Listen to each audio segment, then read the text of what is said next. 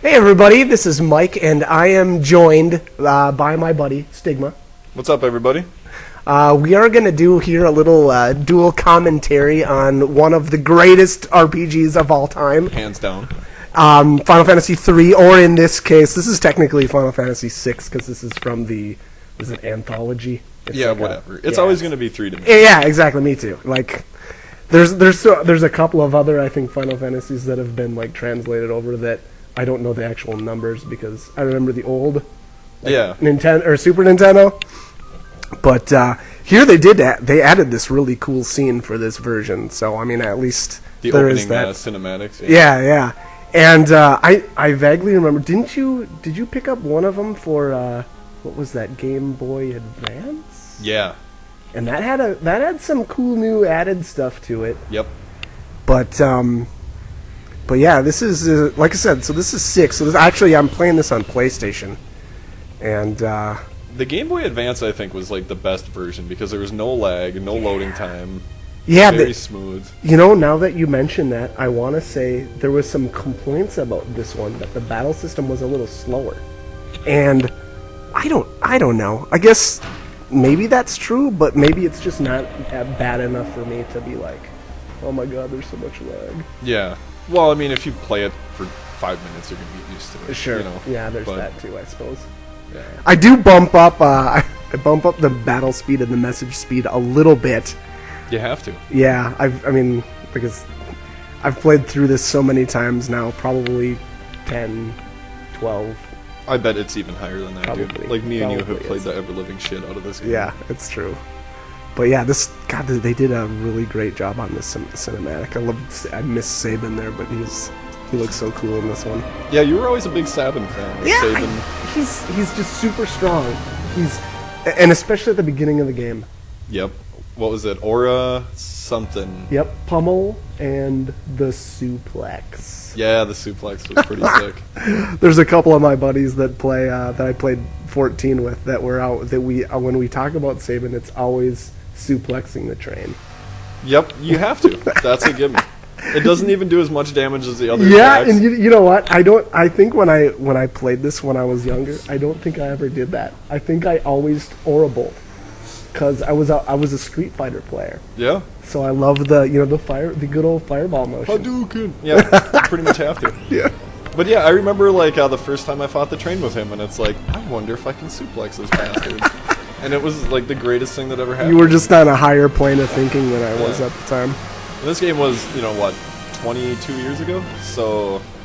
Yeah, what was it, 94, I think, was the correct year. That's just nuts. I can't believe it's been that long. Yeah. I would have been 14. Yeah, so this was the first one I ever played. We've been over this a couple of times now, but this was my first RPG. Granted, I did come back and played, 1 and 2 and all that stuff later. But this was it. This was where it all started for me. And I had a few under the belt by then. Dragon Warrior, which I got with my Nintendo Power subscription. I still can't believe they did that. That was amazing. I got like a video game in the mail. That's and, like, unheard I started of. flipping out. Yeah, that's unheard of to me. Like in today's. Oh, that would never happen. I mean, I'm sure. Yeah, there's demos out there and stuff, but not like a cartridge, right? Yeah, like a full-on, straight-up game. It's nuts. And it was a terrible game, but like when you're 6 or 7 or however old yeah, who cares? Oh, yeah, at that point, who cares? And it's free. Yep. Yeah. I shouldn't say. There's a lot of free-to-play games now that are not very good, but I think maybe that's a discussion for another time. That's definitely a different thing. Yeah. All right, so this is the opening. Where I think this was the original opening. So from here on out, this is all original gameplay. Yeah, this is it. This is where it's happening. A lack of cinematics. I will say one thing. There's a memo command on this where I think as long as if you die in battle, you can go back to that memo save. But the memo doesn't. If you shut down your system, that's wiped out. I think if you do a soft reset though, just use the what is it? I don't even know if it's the top, the L1, L2, R1, R2, and then select start together. I think that's a soft reset, and you can go back to the title screen. Same deal. You'll be able to load from your memo file. Makes sense. Yeah, but I mean, I'll be honest, I don't use it that much. I don't, I guess I don't, maybe it's because I don't trust it. I'm a little worried, especially with this style walkthrough, and I should probably back up a little bit. This walkthrough is going to be very different than your average. This is, for most of the game anyway, it's a low-level challenge. A lot of people do the whole way through without leveling at all.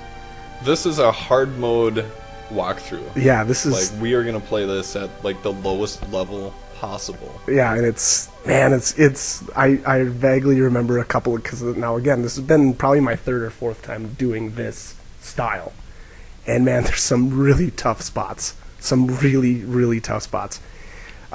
Which is funny because when you go through the game regularly, like it's an incredibly easy part to do. It is. Like a really easy boss fight that you wouldn't question. Yeah, you'd never think that it's going to be difficult, and then when you try to do it lowest level possible, it's extremely difficult. Yeah. I will say though, there's potentially a couple of fights where we might use the. Okay, now this is a fairly new term to me anyway, but it's the Psycho Cyan glitch. Have you ever heard of it? I have heard of it. I've never used it. Okay, so again, there might be a couple of spots. I can think of two spots in particular where I might use that because it's so freaking difficult. But in other playthroughs, I didn't have to use it. So we're just gonna toss it out there. I may use it. I may not. I'm not sure. Now, did you use that a lot or no? No, I never knew about it. Oh, okay. Until recent, I think in the last couple years, because I never even knew it existed when I was younger. Who knows? There's a possibility at one time where it accidentally happened. Yep. But I don't remember that. And I think when you do it, it's it's pretty obvious when it happens. Yeah, like he goes nuts. Can take out anything. Yeah. Like, yeah, he just goes completely ape shit. Yeah, until everything is dead. Yeah. He's like a straight berserker. Yep. So yeah. So again, I'm not sure if I'll end up using that or not. You know, maybe I'll try those tougher fights, and if it doesn't go well, or if I feel like it's wasting too much time, then maybe I'll use it. But we'll see. So before I forget though, now this scene, this was it. This was the pinnacle of graphics back in the day. Oh yeah, yeah, big time. Like Narsh coming up in the background and. Yep, the snow flying, and then the three mechs walking through the snow. I mean, granted, yeah, the snow that they're walking on probably doesn't look all that great, but for 1994, that was it. Yeah, like mega props. This scene was awesome, and the music was like pretty sick for the time. Yeah, everything about this game. It's funny awesome. now because I can't hear it very well right now, but you're completely right. There's a lot of awesome music in this game. Yeah, like. The like Shadow song. Oh my gosh! Yeah, that is that's akin to Frog Song. Frog Song in Chrono. Yep. Yeah, which is another insanely awesome game, by the way. If you're into the old school RPGs, check it out. I've got a walkthrough that I had a blast doing. It was a really great game. Another one of the very first RPGs, which probably got me hooked. Between the Final Fantasy series here and Chrono, I think that was what pulled me in. Yep. So now they're going into Narsh, which is basically a steampunk kid's dream town. Totally, with all I think this probably started steampunk. Probably did, those copycats. Yeah. Yeah. What are you gonna do, kids these days, right? All right, so here you go. Here I bumped up the battle and message speed a little bit, not too much. I think when you play any RPG, at least for the first time, you want to talk to as many NPCs as you can. I am from here on out, I think I'm going to try to do a better job. The very beginning here, the first probably 4 videos, I kind of whizzed through stuff a little bit. I didn't interact with as many NPCs. But again, now once I got into probably that 4th video, I think I started doing a little better job. Okay. And reason being, I think it sets up the game a lot better. I feel like you get more out of it. because there's backstory to everything, and there's these people in towns that have their opinions on what's going on, and have you heard this? Did you hear what the Empire's doing? And I think that adds more to the overall ambiance. Yeah, exactly, of the game, and I mean that's why you play an RPG, right? Yeah, totally. So Terra. Yeah, we're nuking her down. Yeah, we're gonna kill that horse straight up. She's got to go. All right. Unfortunately, here I didn't get to use any of her cool stuff, but she's got a couple of different commands, and if you're doing like a regular style walkthrough of the game, go ahead and try those out. She's got some really cool stuff, but I needed to nuke her down because we don't want her gaining any experience whatsoever.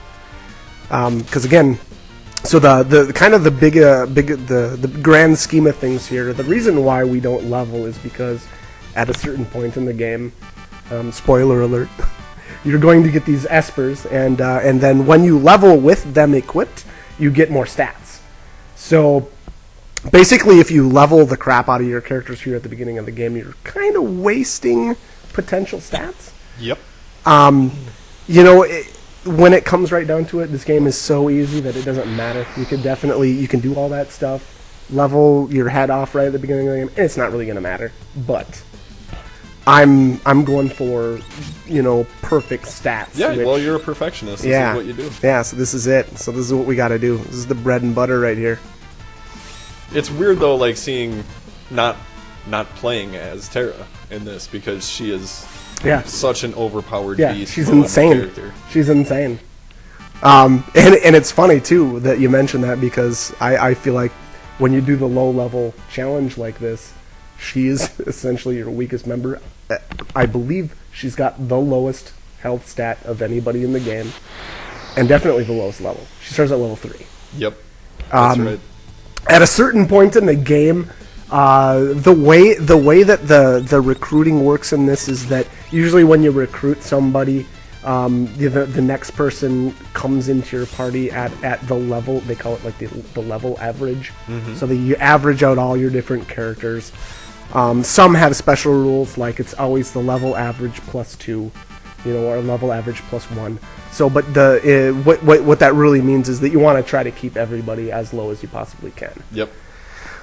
So, and hence, obviously killing her off in the very first battle. I just used the fire spell. Her magic is going to get restored anyway really soon here. So I'm usually super tight with my resources. I don't like to try to use magic more than I need to. Oh yeah, totally. And I think especially for this playthrough, that'll definitely help out. There's definitely, you're gonna see here in a couple, I think it's like 2 or 3 videos here. I get really low on everything, and it's like it's pretty. Yeah, I guess it was really dicey. I wasn't sure. I think I saved a couple of extra times just to make sure that if things didn't work out, I'd have something to fall back on. And that's definitely something I want to recommend too. At least have another save going, so if you get to somewhere, you're going to be doing a lot of saving. Yeah. If you do this crap, yep. It's constant. Yeah, because you just you have very little room for mistakes, and thus if you do, you want to have something to fall back on, and you don't want to be 2-3 hours of gameplay lost. Yeah. So definitely again save. Definitely got to recommend that. But here we're just wiping out guards. These guys are, they're trying to defend their town. They don't want the Empire rampaging through here and and stealing their stuff. They're actually protecting an Esper back here that we'll see here in a little bit, and essentially kind of giving their lives for it. I mean, yeah, they've trained some mammoths though. How cool is that? That's pretty badass. Those things are nasty too. If you let them actually attack, they've got a multi-target spell that can do some pretty decent damage, and you'll actually see that here. I think in I don't know if it's the next video or the one after that. I think I wiped all these ones out before they could. Yeah, and this one just attacked. So, but yeah, I think they've got it's called Blizzard. It's nasty. It's especially, again, you'll see the next couple videos here, but it can get really rough really fast if a couple of those get thrown at you. But here, I'm just leveling up Biggs and Wedge. They can level as much as you want. It doesn't really matter.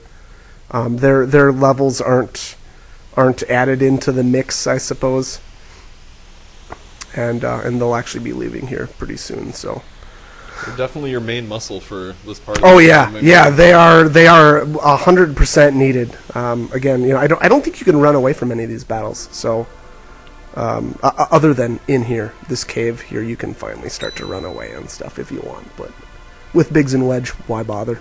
Yeah.